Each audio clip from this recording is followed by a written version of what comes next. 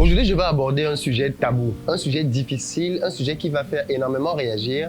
Mais je pense qu'il est nécessaire que l'on se dise les choses si on veut vraiment avancer dans cette communauté. Et la question que j'ai envie de me poser au travers de cette capsule est la suivante. Est-ce que le mode de vie africain est compatible avec le développement? Est-ce que la manière de vivre des sociétés africaines est compatible avec une émergence économique dans notre siècle actuel? Vous savez tous qu'on entend dire de plus en plus qu'il faudrait que les Africains reviennent à leur manière de vivre, qu'ils reviennent à leurs origines, qu'ils reviennent à leur culture. Et j'aimerais aujourd'hui que l'on se focalise sur un aspect important de la culture africaine. J'ai trouvé un texte sur Internet que je trouve très édifiant. Il serait celui de l'ancien directeur de BRS qui est devenu Aura Bank. Je vais vous le lire. C'est un texte qui est un peu long, mais franchement, il vaut le détour. Donc, prenez la peine de vraiment écouter ce que je vais vous lire ici. Et ensuite, on va simplement pouvoir analyser ce qui découle de ce texte parce que vous allez très rapidement comprendre la problématique et comment on fait si on veut s'en sortir. Alors, voici ce qu'il dit. Avant, je critiquais les entreprises africaines comme le groupe Dangote qui embauche tant d'Indiens alors qu'il y a beaucoup d'Africains au chômage.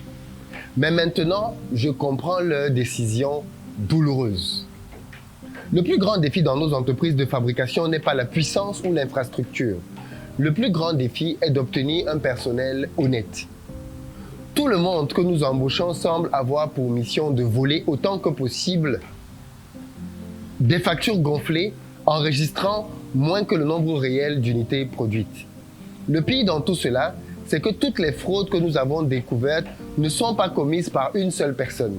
Ce sont généralement de nombreuses personnes du personnel qui s'entendent les uns avec les autres, de la production aux ventes, en passant par les finances, même la direction.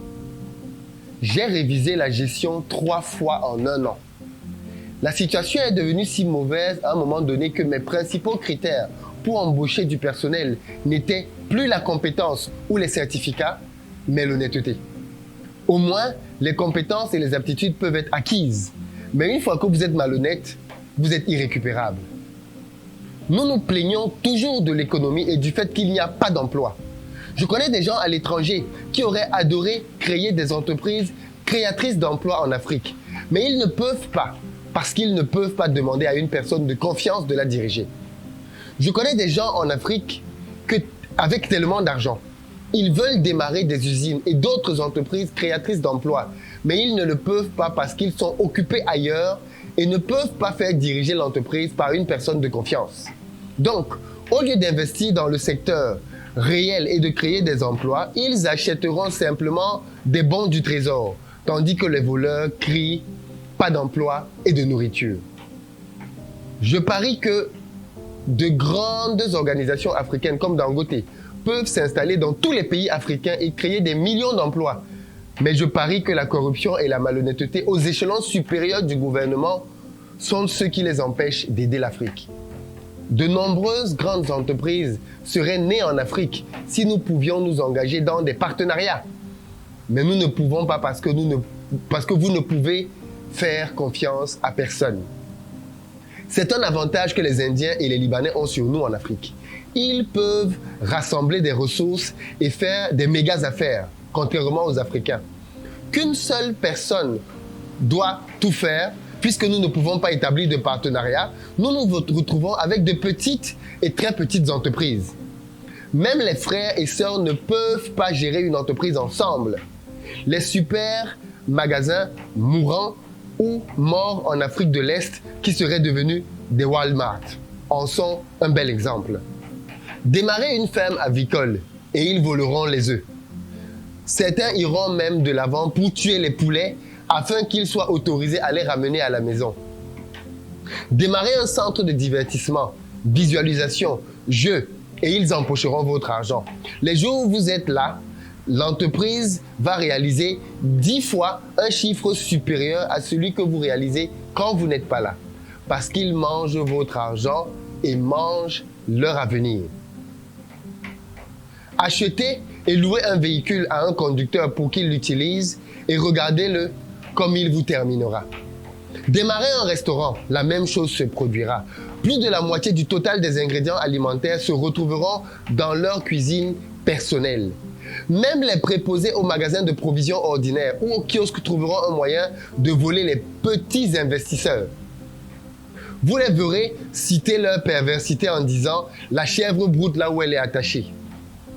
Imaginez-vous justifiant le vol au travail, tuant leurs propres emplois et le développement de l'Afrique. Vous verrez ces gens pointer leurs doigts tordus sur les politiciens alors qu'ils ne sont pas différents. Je dis généralement que la raison pour laquelle la plupart des Africains n'ont pas volé des milliards d'argent du gouvernement est simplement le manque d'opportunités. Les quelques Africains honnêtes, tant au gouvernement que dans le secteur privé, sont considérés comme des stupides. Tu n'es pas stupide. Vous êtes ceux dont l'Afrique a désespérément et douloureusement besoin.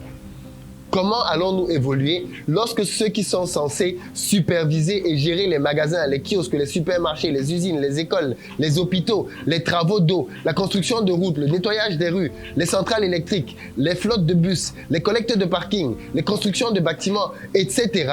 sont ceux qui complotent pour voler les petits investisseurs locaux, les grands investisseurs locaux, les gouvernements et les investisseurs étrangers? Comment allons-nous évoluer lorsque nos directeurs d'école sont ceux qui complotent pour voler les provisions scolaires, les frais de scolarité et la nourriture scolaire? Comment allons-nous évoluer lorsque nos responsables hospitaliers sont ceux qui complotent pour voler des médicaments, des lits, des draps, des couvertures, de la nourriture, des frais de consultation, etc. Comment pleure notre continent bien-aimé? Comment allons-nous évoluer lorsque les fonctionnaires chargés de garantir et de faire respecter les normes et de réduire les estimations de coûts sont ceux qui complotent avec des entreprises locales et étrangères pour gonfler les coûts et réduire les normes de travaux pour voler l'argent public à des fins personnelles? À tous les niveaux, les Africains sont le problème de l'Afrique.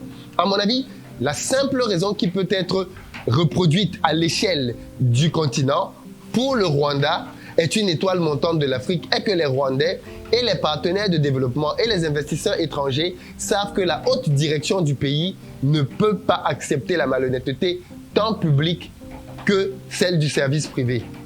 Partenaires, imaginez 54 Kagame à la tête des pays africains. Même le soi-disant monde occidental et le monde oriental ne voudraient pas cela parce que nous serions premiers d'ici 10 ans. Nous, Africains, devons nous réveiller et repenser l'Afrique. Les Africains à tous les postes de travail, de balayeur à l'artisan, en passant par le vendeur, le magasinier, le chauffeur, le thé ou le café, ou le cueilleur de fleurs, le responsable des achats, le chef du gouvernement, l'infirmière, le médecin, la cuisine, le peintre, le constructeur, le sénateur et le ministre doivent être honnêtes pour le bien de la mère Afrique. En étant malhonnêtes, nous violons la mère Afrique. Les éléments étrangers connaissent notre malhonnêteté et ils viennent ainsi en Afrique voler nos vastes ressources naturelles avec abandon et donner quelques miettes de pain à ces Africains chargés de gérer nos pays au détriment de notre développement et de notre autosuffisance. Qui nous sauvera de nous? L'Afrique peut à nouveau se relever. Laissons l'Afrique s'élever. Levez-vous et soyez comptés comme un peuple. Il est temps de changer. Karim Koné, ex-DG de BRS, devenu Aura Bank Burkina. Alors, est-ce que c'est vraiment lui qui a écrit ce texte? Je n'en sais rien. Dans tous les cas, ce texte a le mérite d'aborder une thématique ô combien importante. Il ne s'agit pas ici simplement de parler de la corruption en Afrique, c'est d'essayer d'en comprendre la genèse, d'où elle vient. Et je pense que si on va réellement approfondir les choses, cette mentalité-là est peut-être aussi due au fait qu'en Afrique, nous ne savons pas ce que c'est que la propriété privée. Vous savez, le monde s'est grandement développé quand on a mis la notion de propriété privée au centre des intérêts d'une nation. Ça veut dire qu'un individu pouvait, à force de travail, s'enrichir et générer un patrimoine personnel. Alors bien évidemment, ceci a généré par la suite le capitalisme et après cela, ses dérives. Je suis d'accord. Mais j'aimerais que l'on réalise quand même que tous les pays au monde qui sont aujourd'hui considérés comme développés ont dû se ranger derrière la notion de propriété privée. Même des pays à la base communistes, comme l'ex-URSS, ou même la Chine, ont dû se tourner vers la notion de propriété privée. Pourquoi est-ce qu'en Afrique, on n'aborde pas cette thématique? Vous savez qu'en Afrique, dans notre culture, la notion de propriété privée n'existe pas, n'est-ce pas? Peut-être que vous ne voyez pas de quoi je parle. Mais en Afrique, on est dans un communautarisme total. Qu'est-ce que ça veut dire? Ça veut dire qu'en Afrique, par exemple, et je pense que beaucoup d'entre vous le comprennent, rien n'appartient vraiment à quelqu'un. Alors ceci a beaucoup d'avantages. Mais il faut que l'on questionne quand même aussi les limites de ce système-là. Par exemple, en Afrique, j'aime souvent le dire, votre enfant ne vous appartient pas. Moi, j'ai grandi comme beaucoup d'enfants en Afrique, comme étant l'enfant d'un peu tout le monde. C'est-à-dire que l'éducation que tu vas recevoir, elle ne va pas te venir que de tes parents directement, de ton père et de ta mère. Elle te viendra aussi des oncles, des tantes, des voisins même au quartier, qui vont avoir un rôle de parents s'ils te voient en train de faire une bêtise. Et ça, bien évidemment, ça nous a protégés d'énormément de choses. En Afrique, quand un homme épouse une femme, elle n'est pas simplement sa femme, elle devient la femme de la famille. Voilà pourquoi dans certaines coutumes africaines, jusqu'à présent, quand le mari décède, l'épouse devient l'épouse du frère du décédé. Parce qu'il y a cette notion collective. Mais c'est la même chose au niveau des biens. C'est pour ça qu'en Afrique, il y a énormément de difficultés quand quelqu'un qui avait un peu de moyens décède. On n'est pas dans la logique de dire que, comme il est décédé, ses biens reviennent à sa femme et à ses enfants. Non! En Afrique, dans beaucoup de coutumes, et je pense que Ricardo Kanyama explique ça d'ailleurs dans son livre « La chef de ma mère », quand son père est décédé, ce n'est pas sa mère qui a récupéré ses biens, ce sont les frères de son père. Voilà comment ça fonctionne. Tout est communautaire. Rien ne vous appartient en individuel. Le jour où vous mourrez, les biens ne reviennent pas à votre femme. Ce sont vos frères et sœurs qui récupèrent vos biens. Et c'est dans la coutume, c'est dans la culture. Les gens vivent et acceptent ça comme ça. Mais cette manière de vivre-là, de manière collective, devrait peut-être aussi nous questionner parce qu'elle entraîne donc justement que rien n'appartient à personne. Et comme tout est collectif, dans l'esprit des Africains, en réalité, venir dans une entreprise et prendre des choses qui ne nous appartiennent pas, en réalité, c'est pas grave. Parce que la notion de propriété privée n'est pas ancrée dans les esprits des gens. Vous voyez ce que je veux dire? La notion de propriété privée n'est pas ancrée dans les esprits des gens. La notion de... voilà pourquoi les gens peuvent venir en entreprise et il vous dit que chaque homme, j'ai lu tout à l'heure, la chèvre broute là où elle est attachée. En d'autres termes, Dieu, laisse-moi voler là où je peux voler.